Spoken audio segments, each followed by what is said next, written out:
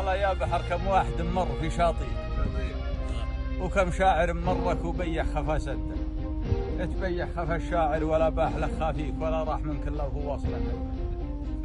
وانا الله كتب لي قبل وقت المغيب اجيب بفكر مزاجه صعب والنفس من سده. وش اقول والله وش اخلي وكيف ابديك على امور مالي عن مقاديرها صده. زمام الامور صار طول العمر بيديك فلا لك على التدبير قوه ولا شده. لكنها مقادير من الله قبل تاتيك وحكم القدر لو طول الوقت لا بد.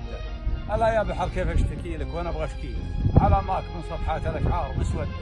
نقاوي الزمان اللي مضامك ولا اثر فيك ونصبر على بلواه والكبد من قده.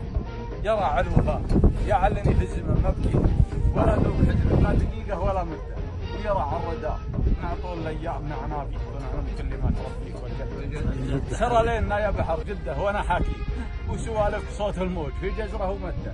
لا سورك فيني ظن او حس او تشكيك ترى زايرك يا بحر صادق ومن جد.